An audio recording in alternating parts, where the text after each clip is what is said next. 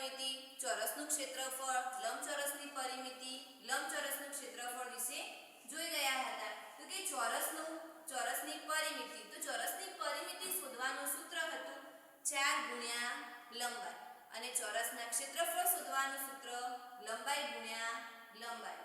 લંબચોરસનું ક્ષેત્રફળ શોધવાનું સૂત્ર લંબાઈ ગુણ્યા પહોળાઈ અને લંબચોરસની પરિમિતિ શોધવાનું સૂત્ર 2 કૌંસની અંદર લંબાઈ વત્તા પહોળાઈ. આ સૂત્રો આપણે ભાગ 1 ની અંદર જોઈ ગયા હતા. તો આજે આપણે પુસ્તકની અંદર પેજ નંબર 146 ઉપર આપણે જોઈશું કે કોનો ટુકડો મોટો છે.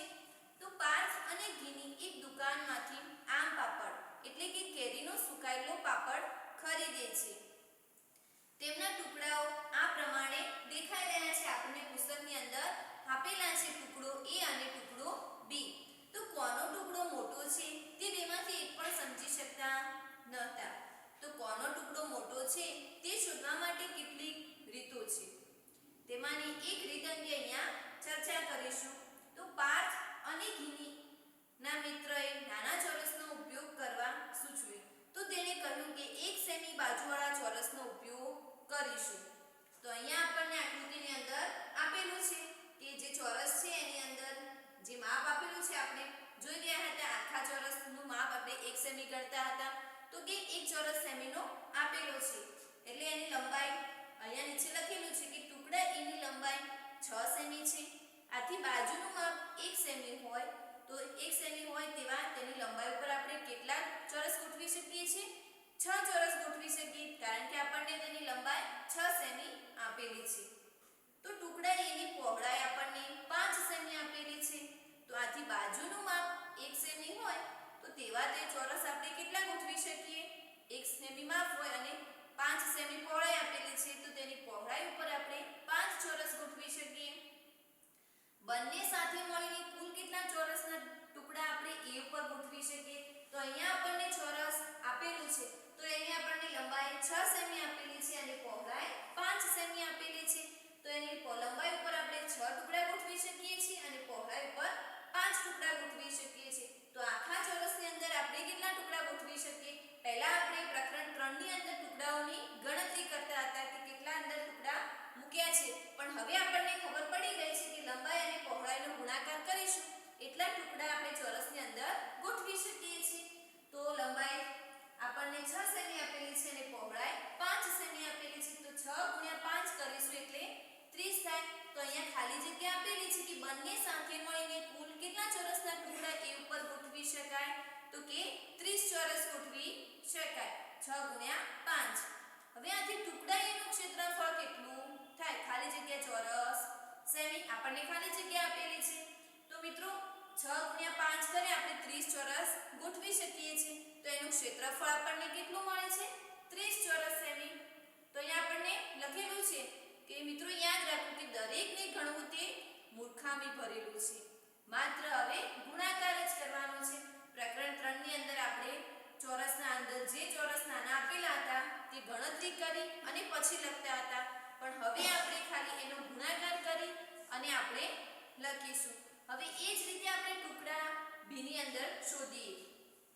તો ટુકડા B ની લંબાઈ આપણને કેટલી આપેલી છે? ટુકડા B ની લંબાઈ આપણને 11 સેમી આપેલી છે.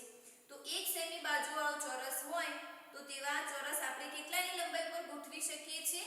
11 ચોરસ તેની લંબાઈ પર ગોઠવી શકીએ છીએ.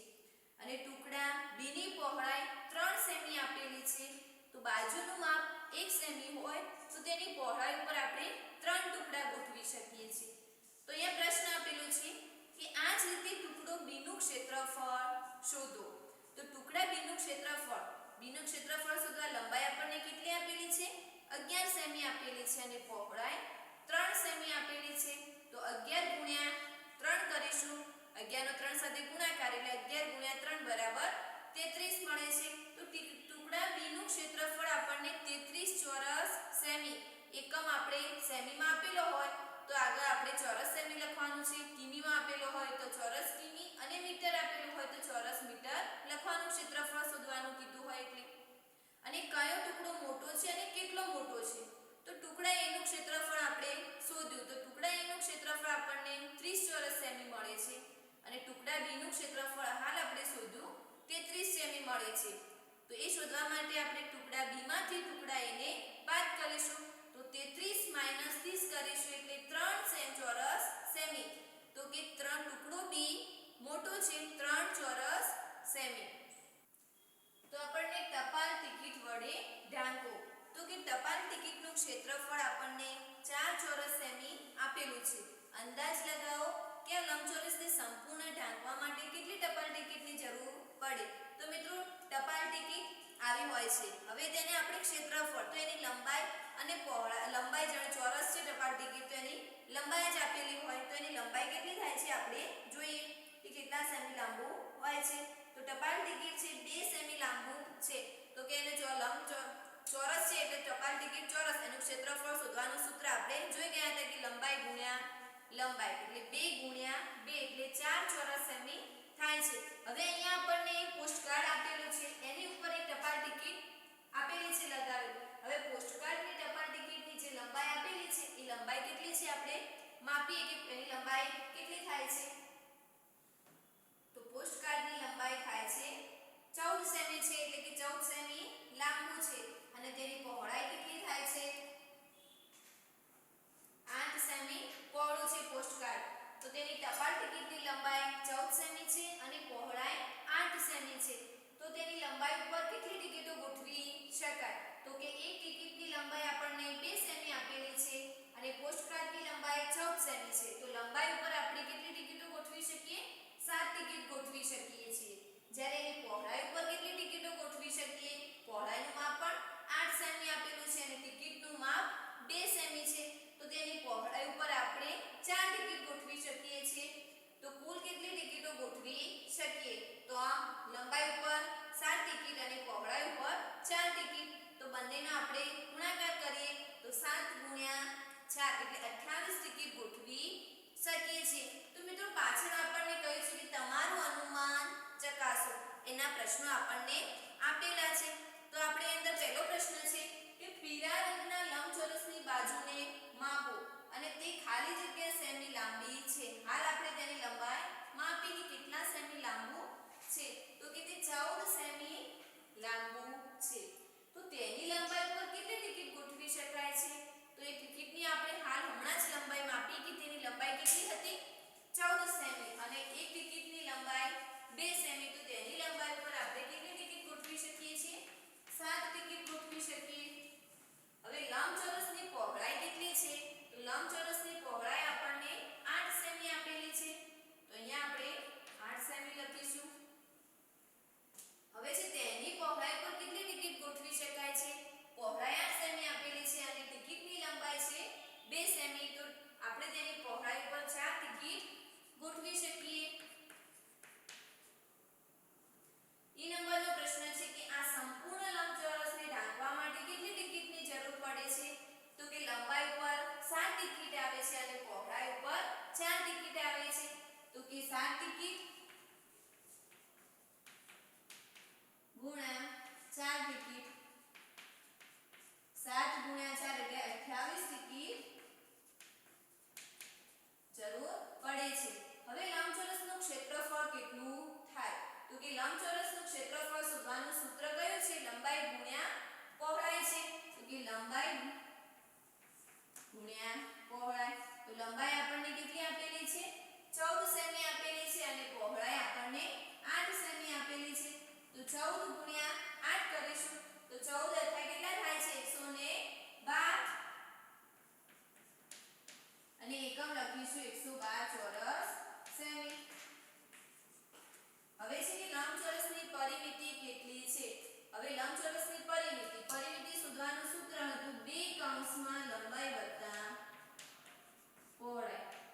તો 2 કૌંસમાં લંબાઈ આપણને 14 આપેલી છે અને પહોળાઈ 14 વત્તા 8 22 થાય છે. હવે 22 નો આપણે 2 સાથે ગુણાકાર કરીશું તો 22 ગુણ્યા 2 બરાબર 44 સેમી. તો મિત્રો આપણને આ ટપાલ ટિકિટના દાખલાની અંદર બધા દાખલા ખાલી જગ્યાઓના જવાબ મળી ગયા છે કે 14 સેમી લાંબી છે. તેની લંબાઈ ઉપર 7 ટિકિટ ગોઠવી શકાય છે અને લંબચોરસની પહોળાઈ 8 સેમી છે. તેની પહોળાઈ ઉપર 4 ટિકિટ ગોઠવી શકાય છે. સંપૂર્ણ લંબચોરસને લંબચોરસનું ક્ષેત્રફળ 112 ચોરસ સેમી થાય છે અને લંબચોરસની પરિમિતિ 44 સેમી મળે છે. હવે અંદર એક બીજો પ્રશ્ન આપ્યો કે તમારું અગાઉનું અનુમાન કેટલું યોગ્ય હતું તે અંગે ચર્ચા કરો.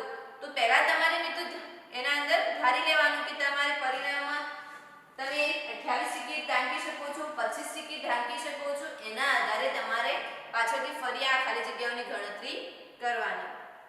હવે આપણને મહાવરો આપેલો છે. તો મહાવરાની અંદર પહેલો દાખલો છે કે અર્વાંશ તેના રસોડાના ભોંય તળિયે લીલા રંગની ચોરસ લાદીઓ બેસાડવા ઈચ્છે છે. લાદીની દરેક બાજુની લંબાઈ 10 સેમી છે. તેની રસોડું 220 સેમી લાંબુ અને 180 સેમી પહોળું છે. તો તેને કેટલી લાદીઓની જરૂર પડશે? તેનું રસોડું 10 સેમી લાંબુ છે. આ રીતે આપણે રસોડું હોય તો એની બધી બાજુની લંબાઈ કેટલી છે? 10 સેમી છે. તો હવે આપણે રસોડાના ભોંય તળિયાનું ક્ષેત્રફળ શોધીશું અને ચોરસ લાદીનું ક્ષેત્રફળ શોધીશું. તો કે રસોડાના ભોંય તળિયું 220 સેમી લાંબુ અને 180 સેમી પહોળું છે. તો રસોડાના ભોંય તળિયાનું ક્ષેત્રફળ શોધીશું કે રસોડાના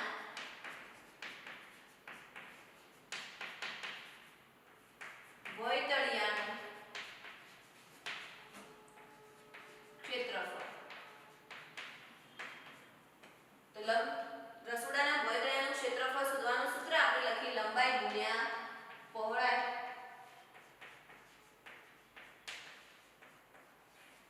લંબાઈ આપણને આપેલી છે. લંબાઈ કેટલી આપેલી છે? 220 સેમી લાંબુ છે અને 180 સેમી કેવું છે? પહોળું છે. તો 220 ગુણ્યા 180. તો 220 નો આપણે 180 સાથે ગુણાકાર કરવાનો છે. એટલે આપણે 22 નો 18 સાથે ગુણાકાર કરીએ તો 22 ગુણ્યા 18 તો 0 2 2 8 દુ 16 બધી 8 દુ 16 ને 17.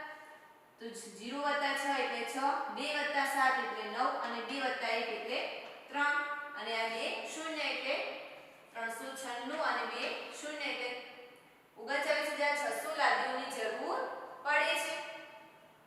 ચોરસ સેમી ક્ષેત્રફળ છે એટલે તો 39600 ચોરસ સેમી મળે છે. હવે આપણે આગળ જોઈએ લાદીનું ક્ષેત્રફળ. તો કે લાદીનું ક્ષેત્રફળ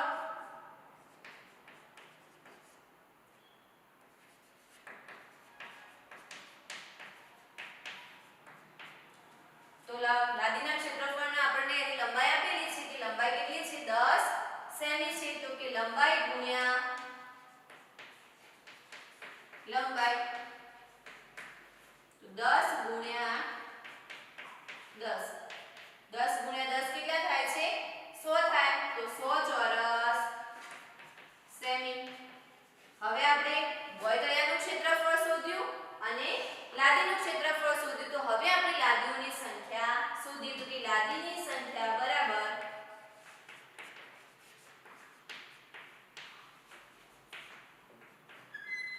રસોડાના ભોંય તળિયાનું ક્ષેત્રફળ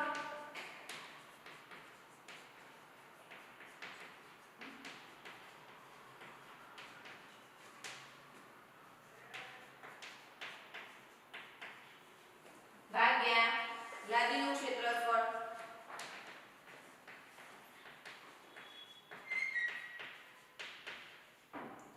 તો રસોડાના ભોંય તળિયાનું ક્ષેત્રફળ આપણે શોધ્યું. કેટલું મળ્યું? 39600. તો 39600 ભાગ્યા લાદીનું ક્ષેત્રફળ આપણને મળે છે 100 ચોરસ સેમી. તો લખીશું 100. તો 0 0 ઉડી ગયા. તો કુલ કેટલી લાદીઓ મળે છે આપણને? 396.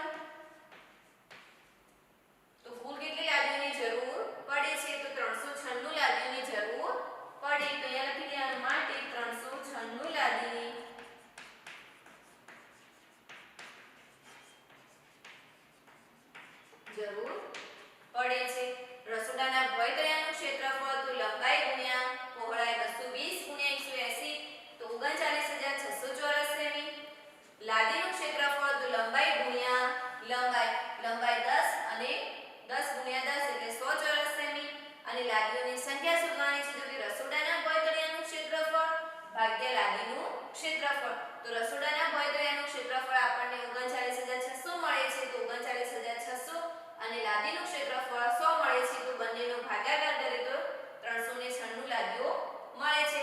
તો કે આ રસોડાના અંદર તો તેને આપણે 396 લાદીઓની જરૂર પડે છે. હવે બી નંબરનો દાખલો કે ચોરસ બગીચાની ફરતે કરેલી વાટની લંબાઈ 20 મીટર છે, તો બગીચાની એક બાજુની લંબાઈ કેટલી થાય? બગીચાની ફરતે કરેલી વાટ એટલે કે તેની પરિમિતિ કેટલી આપેલી છે? 20 મીટર આપેલી છે. તો અહીંયા આપણે લખીશું કે બગીચાની ફરતે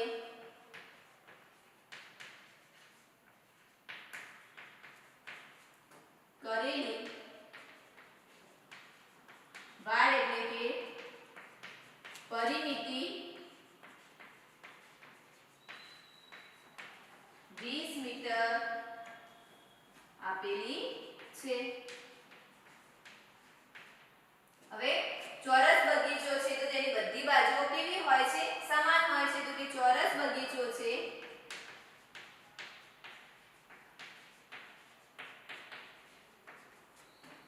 જેની બધી બાજુઓ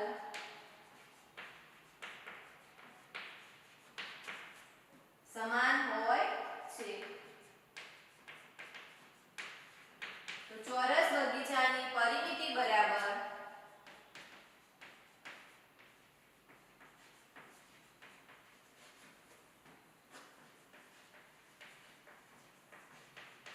પરિમિતિ શોધવાનું સૂત્ર છે 4 ગુણ્યા લંબાઈ.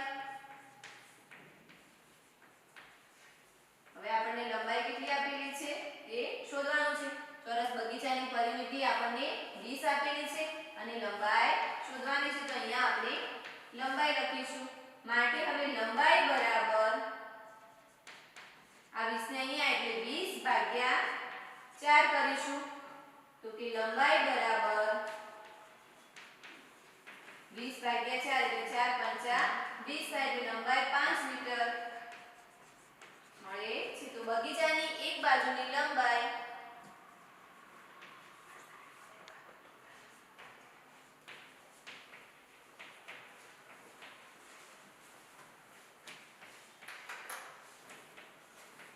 મીટર થાય. દાખલા નંબર સી. એક પાત્રા 20 સેમી લાંબા વાયરમાંથી બનાવવામાં આવે છે. જો આ લંબચોરસની પહોળાઈ 4 સેમી હોય તો તેની લંબાઈ કેટલી થાય? હવે આપણે લંબચોરસ આપેલો છે એમાં આપણને પરિમિતિ આપેલી છે. પરિમિતિ કેટલી આપેલી છે? 20 સેમી. તો કે પરિમિતિ બરાબર 20 સેમી અને લંબચોરસની પહોળાઈ આપેલી છે. તો કે લંબચોરસની પહોળાઈ કેટલી આપેલી છે? 4 સેમી આપેલી છે. કે લંબચોરસની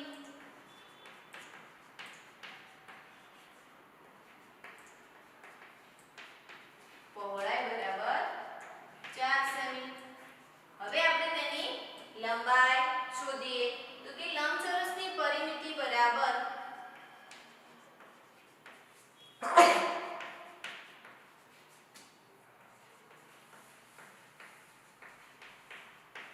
સૂત્ર મૂકી 2 કૌંસની અંદર લંબાઈ વત્તા પહોળાઈ. હવે આપણને પરિમિતિ આપેલી છે. કેટલી આપેલી છે? 20 સેમી. તો અહીંયા આપણે 20 લખીશું બરાબર 2 કૌંસની અંદર લંબાઈ. લંબાઈ આપણે શોધવાની છે. તો અહીંયા આપણે લંબાઈ લખીશું અને પહોળાઈ આપણને 4 આપેલી છે. તો અહીંયા આપણે 20 ભાગ્યા 2 અહીંયા લાવીશું એટલે ભાગાકારમાં આવી જશે અને લંબાઈ વત્તા 4 એટલે કૌંસ નીકળી ગયો. લંબાઈ વત્તા 4. હવે 20 ભાગ્યા 2 કરીશું એટલે આપણને 10 મળે છે. 10 બરાબર લંબાઈ વત્તા 4. હવે આપણે લંબાઈ આ બાજુ લઈને 10 ને આ બાજુ લઈ જઈએ. જમણી બાજુ તો એ બાદબાકી થશે. 10 માઈનસ 4. તો લંબાઈ બરાબર 10 માંથી 4 બાદ કરીએ તો કેટલા વધે? 6. તો એની લંબાઈ આપણને કેટલી મળે છે? 6 સેમી મળે છે. પહોળાઈ 4 સેમી આપેલી હતી. પરિમિતિ આપણને 20 સેમી આપેલી છે. તો એની લંબાઈ આપણને 6 સેમી મળે છે. હવે ડી નંબરનો દાખલો છે કે એક ચોરસ કેરમ બોર્ડની પરિમિતિ 320 સેમી છે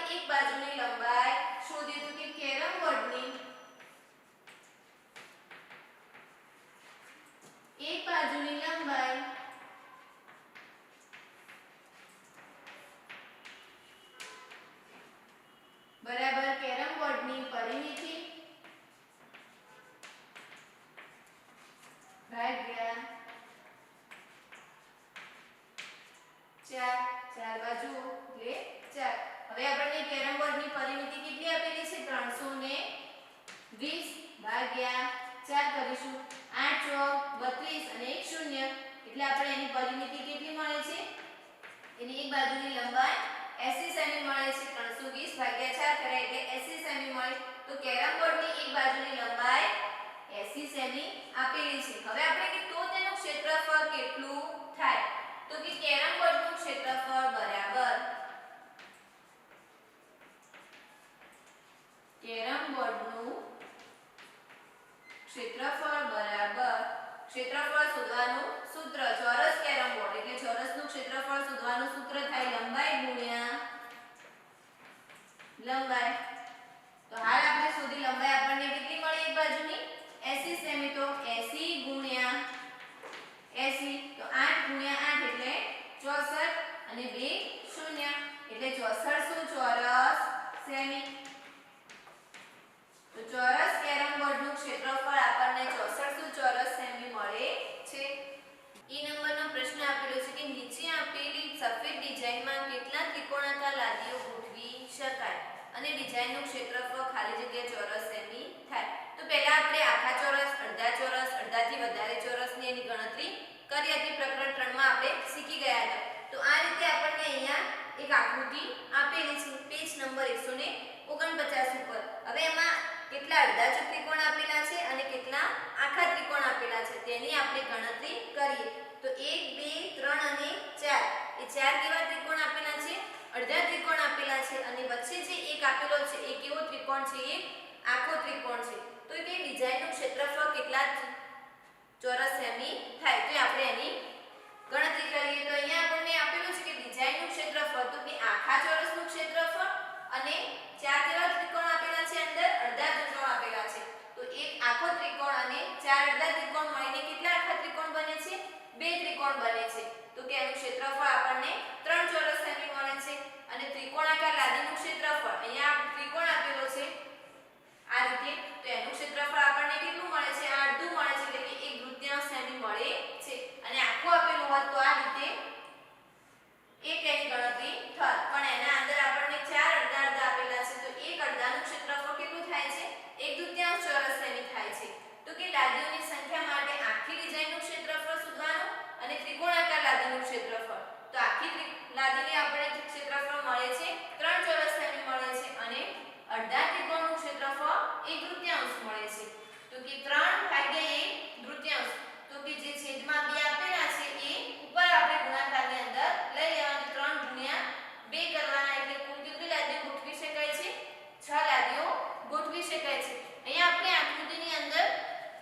આપેલું છે કે આ જે વચ્ચે જે તમને આખો ત્રિકોણ આપેલો છે એની અંદર આપણે લીટી કરીએ તો કેટલા ત્રિકોણ બને છે તો કે આપણે એની ગણતરી કરીએ તો કે 1 2 3 4 5 અને 6 ત્રિકોણ મળે છે ચાર અડધા ત્રિકોણ અને એક આખો ત્રિકોણ તો કુલ આપણે એની ક્ષેત્રફળ ડિઝાઇનનું 3 ચોરસ સેમી મળે છે અને તેની અંદર 6 લાદીઓ ગોઠવી શકાય છે અને નીચે પ્રશ્ન આપેલો છે કે 4 અને 6 સેમીનું ક્ષેત્રફળ ધરાવતી ડિઝાઇન તૈયાર કરો જેમ અહીંયા 3 ચોરસ સેમી ક્ષેત્રફળ આપણને આકૃતિ આપેલી છે તો એ જ રીતે તમારે ઘરે 4 સેમી અને 6 સેમી ડિઝાઇનનું ક્ષેત્રફળ ધરાવતી આકૃતિ બનાવવાની છે તો અહીંયા 4 સેમી તમે બનાવશો એટલે 3 ની નીચે જે વચ્ચેના ભાગમાં એક આખો ત્રિકોણ આપેલો છે અને બે અડધા આપેલા છે તો બે અડધાને આખા ત્રિકોણ બનાવશો એટલે તમારે તેનું ક્ષેત્રફળ આપણને 4 ચોરસ સેમી મળે છે એવી જ રીતે બાજુમાં તમે 6 ચોરસ સેમીની આકૃતિ બનાવવાની તો તમારે 4 સેમી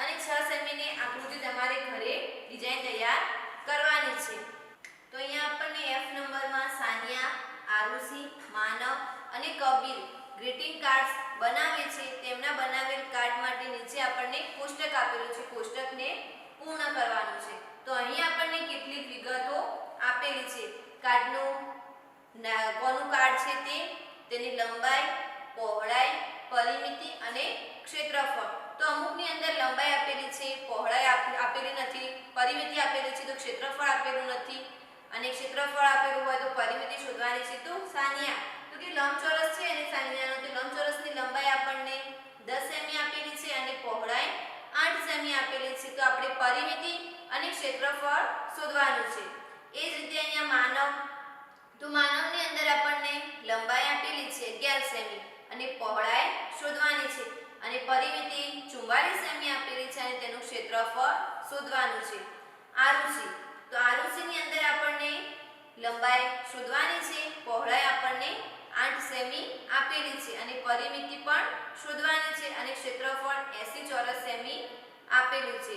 હવે કબીર છે એની અંદર લંબાઈ અને પહોળાઈ બંને આપેલું નથી, પરિમિતિ અને ક્ષેત્રફળ આપેલું છે. તો સૌપ્રથમ આપણે સાનિયાની અંદર આપણે પરિમિતિ અને ક્ષેત્રફળ શોધવાનું છે. તો સાનિયાના કાટની લંબાઈ આપણને 10 સેમી આપેલી છે અને પહોળાઈ 8 સેમી આપેલી છે. તો કે લંબચોરસની પરિમિતિનું સૂત્ર 2 કૌંસમાં લંબાઈ વત્તા પહોળાઈ. તો 2 કૌંસની અંદર લંબાઈ આપણને 10 સેમી આપેલી છે અને પહોળાઈ 8 સેમી આપેલી છે.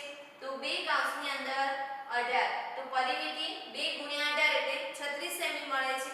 તો જે સાનિયાના પરિમિતિ શોધવાની જે બોક્સ આપેલું છે તેની અંદર આપણે 36 લખીશું પરિમિતિની અંદર. અને હવે આપણે એનું ક્ષેત્રફળ શોધવાનું છે. તો કે લંબચોરસનું ક્ષેત્રફળ તો લંબાઈ ગુણ્યા પહોળાઈ. તો લંબાઈ 10 અને પહોળાઈ 8. તો 10 ગુણ્યા 8 એટલે 80 ચોરસ સેમી થાય છે. તો લંબાઈ અને પહોળાઈ બંનેનો ગુણાકાર 80. તો બીજા નંબરની ખાલી જગ્યામાં બોક્સની અંદર 80 સેમી ચોરસ સેમી લખવાનું છે. હવે એ જ રીતે માનવનું આપેલું છે કે માનવના કાટની લંબાઈ આપણને 11 સેમી આપેલી છે, પહોળાઈ શોધવાની છે અને પરિમિતિ 44 સેમી આપેલી છે. તો પછી એનું ક્ષેત્રફળ પણ શોધવાનું છે. તો કે લંબચોરસની પરિમિતિ બરાબર 4 ગુણ્યા લંબાઈ. પરિમિતિ આપણને 44 સેમી આપેલી છે અને 4 ગુણ્યા લંબાઈ. તો લંબાઈ અહીંયા લખીશું તો 44 ને આપણે 4 સાથે ભાગાકાર કરવાનો. અહીંયાથી અહીંયા મૂક્યા એટલે 44 ને 4 સાથે ભાગાકાર થશે અને આ સંખ્યાને આપણે ધારો કે પહોળાઈ શોધવાની કીધી હોય તો બાદબાકી થતો 44 - 4 કરવું પડે, પણ આપણે લંબાઈ છે 44 ભાગ્યા 4. તો પરિમિતિ 44 ભાગ્યા 4 એટલે 11 સેમી મળે છે. તો એની લંબાઈ આપણને 11 સેમી મળી. હવે ચોરસનું ક્ષેત્રફળ શોધવાનું છે. તો લંબાઈ ગુણ્યા લંબાઈ. તો 11 ગુણ્યા 11 તો 121 મળે છે. તો ચોરસના જે અંદર માનવની અંદર ક્ષેત્રફળ છે એની અંદર આપણે 121 ચોરસ સેમી લખીશું. ત્રીજા નંબરમાં છે આરુષિ. તો આરુષિના કાટની આપણને પહોળાઈ અને ક્ષેત્રફળ આપેલું છે. લંબાઈ અને પહોળાઈ લંબાઈ આપેલી છે અને પરિમિતિ અને શોધવાની છે. તો પહોળાઈ 8 સેમી છે અને ક્ષેત્રફળ 80 ચોરસ સેમી છે. તો લંબચોરસનું ક્ષેત્રફળ લંબાઈ ગુણ્યા પહોળાઈ. તો ક્ષેત્રફળ 80 ચોરસ સેમી આપેલું છે. તો લંબાઈ બરાબર લંબાઈ ગુણ્યા 8. તો લંબાઈ આ બાજુ તો આપણે 80 ભાગ્યા 8 તો 10 સેમી મળે છે. એ આપણને શું મળે છે? 10 સેમી લંબાઈ મળે છે. અને લંબચોરસની પરિમિતિ શોધવા માટે 2 કૌંસમાં લંબાઈ વત્તા પહોળાઈ. તો 2 કૌંસમાં 10 વત્તા 8 તો 2 કૌંસમાં 18. તો 36 સેમી આપણને પરિમિતિ મળે છે. હવે છેલ્લે છે કબીર. તો કબીરની અંદર આપણને આપેલું છે કે કબીરની અંદર લંબાઈ અને પહોળાઈ બંને શોધવાની છે. તો કે કબીરના કાટની પરિમિતિ 40 સેમી છે અને તેનું ક્ષેત્રફળ 100 ચોરસ સેમી છે. તો પહોળાઈ અને લંબાઈ નથી આપેલી એટલે ચોરસ કાટ હશે. તો એ જ રીતે આપણે ચોરસની પરિમિતિ અહીંયા આપણે શોધી હતી એ જ રીતે અહીંયા પરિમિતિ લખી અને તમારે સૂત્ર મૂકી અને ગણતરી કરવાની. એટલે બંનેની જે સરખી આવે લંબાઈ એટલી થશે અને પહોળાઈ પણ એટલી થશે. તો કબીરની ગણતરી તમારે ઘરે કરવાની છે કોષ્ટકની અંદર. મારો કમરપટ્ટો સૌથી લાંબો છે. તો 14 સેમી લંબાઈ અને 9 સેમી પહોળાઈ વાળો એક જાડો કાગળ લો. તમે એક જૂના પોસ્ટકાર્ડનો પણ ઉપયોગ કરી શકો છો. તો તેનું ક્ષેત્રફળ અને પરિમિતિ કેટલી છે તે શોધવાનું છે. તો તેનું ક્ષેત્રફળ હવે આપણને તેની લંબાઈ કેટલી આપેલી છે? 14 સેમી. લંબાઈ બરાબર 14 સેમી અને પહોળાઈ કેટલી આપેલી છે? પહોળાઈ બરાબર આપણને 9 સેમી આપેલી છે. તો તમારે એની અંદર સૂત્ર મૂકવાનું છે. તો ક્ષેત્રફળ શોધવાનું સૂત્ર લંબાઈ ગુણ્યા પહોળાઈ. તો 14 ગુણ્યા 9 કરીશું એટલે 126 મળે છે. જ્યારે પરિમિતિમાં આપણે 2 કૌંસની અંદર લંબાઈ વત્તા પહોળાઈ. તો એ રીતે તમારે ગણતરી કરવાની છે. તો હવે સમાન માપની પટ્ટીઓ કાપીશું. તો કે આપણે 1 સેમી માપની પટ્ટી કાપીશું તો આપણી પાસે 9 સેમી પહોળાઈ વાળો જાડો કાગળ છે. તેથી કેટલી 9 પટ્ટી બને. પણ અંદર આપણે ધારો કે અલગ અલગ માપની પટ્ટી કાપીએ કે 1.5 સેમી લઈએ, 2 સેમી લઈએ, તો અલગ અલગ માપની પટ્ટીઓ કાપી શકાય છે. તો આ પટ્ટીઓને ગુંદર પટ્ટી વડે જોડવામાં આવે તો કમરપટ્ટો તૈયાર થશે. હવે એના અંદર પ્રશ્નો આપેલા છે કે તમારા કમરપટ્ટાની લંબાઈ કેટલી છે? તો આપણે જે 14 સેમી લાંબો અને 9 સેમી પહોળો મળ્યો તે પટ્ટાની લંબાઈ આપણને 126 મળે છે. 14 ગુણ્યા 9 કરીશું તો તેની પરિમિતિ કેટલી છે? તો એની પરિમિતિ આપણને 46 મળે છે. તો કે અંદર નીચે ત્રીજા નંબરમાં પ્રશ્ન આપેલો છે કે વર્ગખંડમાં કોનો કમરપટ્ટો સૌથી લાંબો છે? તો કે અલગ અલગ પહોળાઈવાળા માપની પટ્ટીઓ લેવામાં આવે પછી શોધવાનું કે કોનો કમરપટ્ટો લાંબો છે. કોઈ 1 સેમી માપ લે, કોઈ 1.5 સેમી માપ લે, કોઈ 2 સેમી માપ લે, બધાના માપ અલગ અલગ લેવાના અને પછી જે કમરપટ્ટો તમે માપીને લંબાઈ અને પહોળાઈના આધારે બનાવો તો ખબર પડે કે કોનો કમરપટ્ટો સૌથી લાંબો છે. હવે નીચે પ્રશ્નો આપેલા છે કે તમારા અમુક મિત્રના કમરપટ્ટો બીજા વિદ્યાર્થીઓના કમરપટ્ટા કરતાં લાંબો છે તે કેવી રીતે બન્યો? તો કે મારા અમુક મિત્રોના કમરપટ્ટા બીજા વિદ્યાર્થીઓના કમરપટ્ટાની પટ્ટીઓ કરતાં પ્રમાણમાં ઓછી પહોળાઈ ધરાવતી પટ્ટીઓથી બનેલો હોવાથી તે કમરપટ્ટું લાંબો બને. તમે પટ્ટીઓનું માપ છે 1 સેમી લો, 1.5 સેમી લો અને 2 સેમી લો તો 1 સેમી જેનું માપ હશે એનો કમરપટ્ટો લાંબો બને છે અને 1.5 સેમીનો થોડો નાનો અને 2 સેમીનો સૌથી નાનો બને છે. તો કે પટ્ટીનું માપ જેટલું તમે નાનું લેશો એટલું કમરપટ્ટો સૌથી લાંબો બને છે. તો તમારા કમરપટ્ટાનું ક્ષેત્રફળ પોસ્ટકાર્ડના ક્ષેત્રફળ જેટલું છે. શા માટે? તો આપણે હમણાં જ ક્ષેત્રફળ અને શોધ્યું હતું કે 126 ચોરસ સેમી મળ્યું જે જાડા કાગળના ક્ષેત્રફળ બરાબર હતું. તો બીજી વખતે કમરપટ્ટો લાંબો બને તે માટે તમે શું કરશો? તો કે બીજી વખતે કમરપટ્ટો લાંબો બને તે માટે હું જાડા કાગળમાંથી પ્રમાણમાં ઓછી પહોળાઈ ધરાવતી પટ્ટીઓ કાપીશ એટલે કમરપટ્ટો સૌથી લાંબો બને છે. જો હું પોસ્ટકાર્ડમાંથી પસાર થઈ શકું તે માટે મેં પટ્ટીઓ કાપ્યા સિવાય એક લૂપ તૈયાર કરેલ છે. તો પોસ્ટકાર્ડમાંથી પસાર થવું શું તમે વિચારી શકો છો કે પોસ્ટકાર્ડમાંથી કેવી રીતે કાપવામાં આવે તો તેમાંથી તમે પસાર થઈ શકો છો? ખૂબ પ્રયત્ન કરો તેમ છતાં જો તમને પાછળ આપણા અંદર પુસ્તકની અંદર પેજ નંબર 154 ઉપર પોસ્ટકાર્ડમાંથી કેવી રીતે પસાર થવું તેની રીત આપેલી છે. સૌપ્રથમ આ પોસ્ટકાર્ડમાં રેખાઓ દોરવામાં આવે છે પછી પોસ્ટકાર્ડને આ રીતે રેખાઓ પરથી કાપવામાં આવે છે અને છેલ્લે નીચે આપેલું છે કે હવે પોસ્ટકાર્ડને આ રીતે ખોલીશું જેથી આપણે તેમાંથી પસાર થઈ શકું. 3 ભાગમાં એનું વિભાજન કરીને આપેલું છે. આથી તમે જેમાંથી પસાર થઈ શકો તેનું ક્ષેત્રફળ કેટલું છે તે ખાલી જગ્યાની અંદર લખવાનું છે.